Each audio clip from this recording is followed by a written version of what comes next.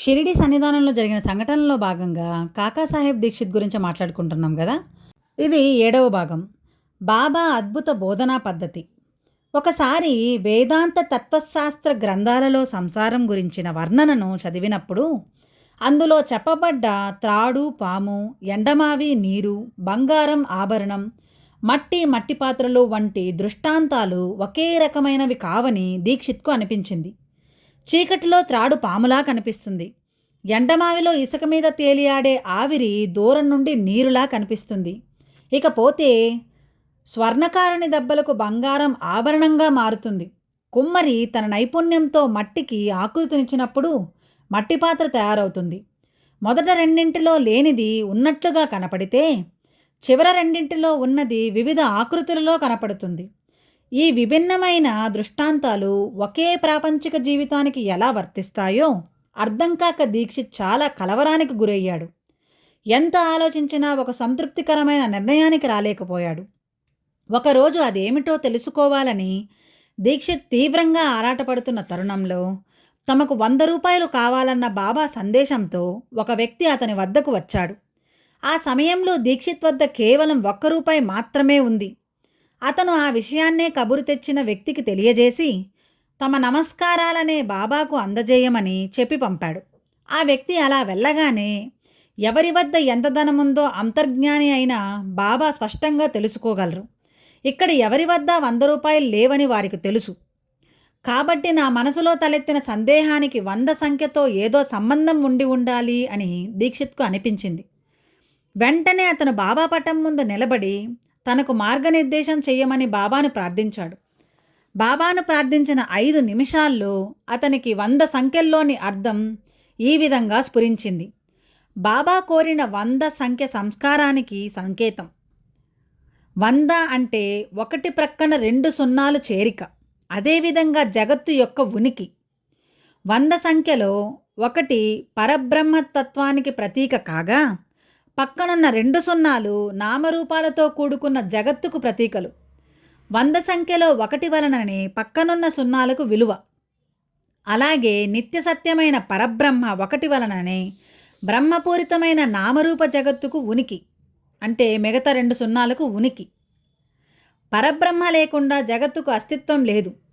100 సంఖ్యలో 2 సున్నాలు లేకపోయినా 1కి వచ్చిన ప్రమాదం కానీ హాని కానీ లేదు. దాని అస్తిత్వం నశించదు. అలాగే నామరూప జగత్తు లేకున్నా వాటికి ఆధారమైన పరబ్రహ్మతత్వం నిత్యము ఉంటుంది. అజ్ఞానం వలన సత్యమైన పరమబ్రహ్మతత్వాన్ని అసత్యమైన నామరూప జగత్తు ఆవరించి త్రాడు పాముగా భ్రమింపజేసినట్లు లేని జగత్తు ఉన్నట్లుగా గోచరిస్తుంది. నామరూపాలు భ్రమలు మాత్రం, అవి కేవలం కనిపిస్తాయి. అంటే త్రాడు పాము, ఎండమావి నీరు ఉదాహరణలో పాము నీరు నామరూపాల వలె భ్రమలు మాత్రమే. ఇకపోతే బంగారం ఆభరణాలు, మట్టి పాత్రలు ఉదాహరణలో మూల పదార్థమే ఆయా రూపాలకు ఆధారం. అలాగే జగత్తుకు ఆధారం పరబ్రహ్మతత్వం. అందుకే వేదాంతం ఈ జగత్తు లేదనదు.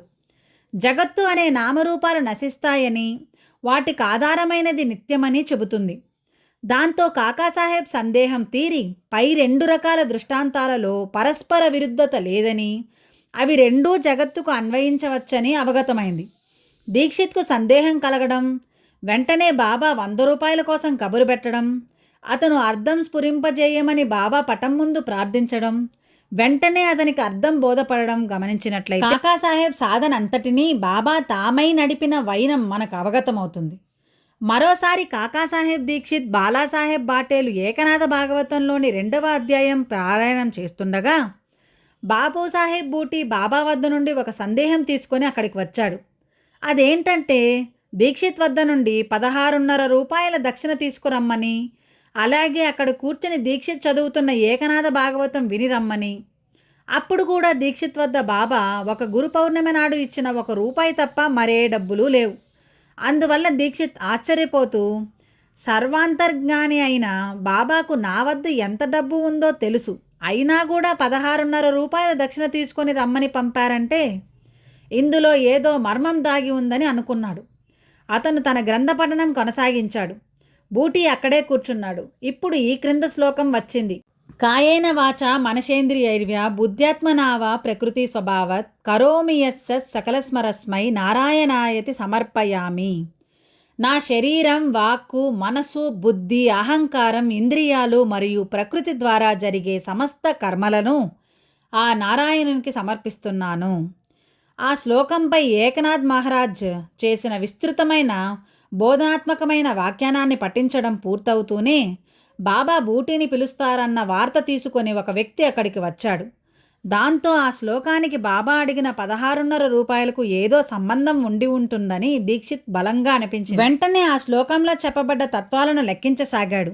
శరీరం, వాక్కు, మనసు, బుద్ధి, అహంకారం, ఇంద్రియాలు మరియు ప్రకృతి మొత్తం 15.5. కానీ బాబా అడిగింది 16.5.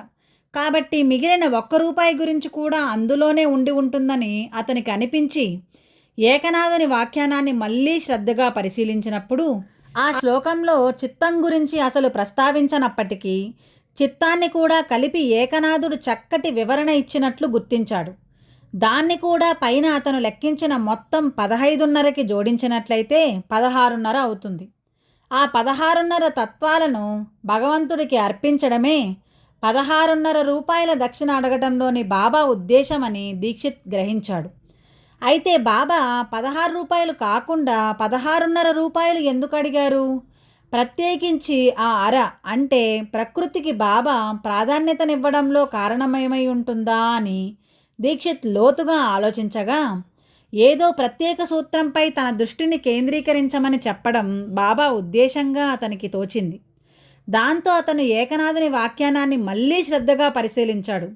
అప్పుడు ఎటువంటి ప్రయోజనాన్ని ఆశించక ప్రకృతి సిద్ధంగా జరిగే కర్మలను, అంటే ఏవైతే భగవంతునికి అర్పించడం కష్టమో వాటిని భగవంతునికి అర్పించే మార్గం గురించి ఏకనాథుడు చెప్పినట్లు గుర్తించాడు.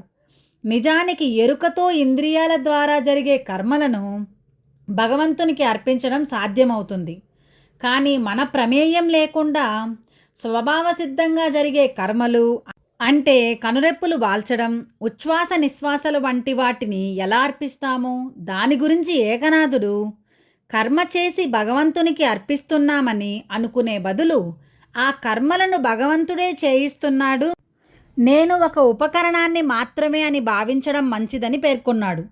అంటే ఒక ఉద్యోగి తనకు సొంతం కాని తన యజమాని యొక్క కోట్ల రూపాయల వ్యాపారంలో నిమగ్నమైనట్లుగా నా ద్వారా జరిగే చర్యలన్నీ భగవంతునివి అని భావించడం అన్నమాట. ఈ రకమైన భావాన్ని పెంపొందించుకుంటే కోరికలు లేని స్థితి, నిస్వార్థ గుణం వృద్ధి చెందుతాయి. అప్పుడు కర్మ ఎరుకతో జరిగినా, ఎరుక లేకుండా స్వభావ సిద్ధంగా జరిగినా ప్రతిదీ ప్రత్యేకించి భగవంతునికి అర్పించాల్సిన అవసరం లేదు. అవి సహజంగానే భగవంతునికి అర్పితం అవుతాయి.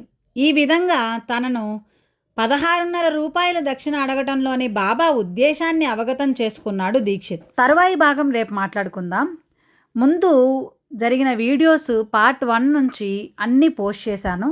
చూసి ఆయన యొక్క ఆశీస్సులు పొందండి. ఈ సన్నివేశాలని, జరిగిన సంఘటనల గురించి తెలుసుకోండి. ఓం శ్రీ సచ్చిదానంద సద్గురు సాయినాథ్ మహారాజ్ కీ జై. ఓం సాయిరామ్.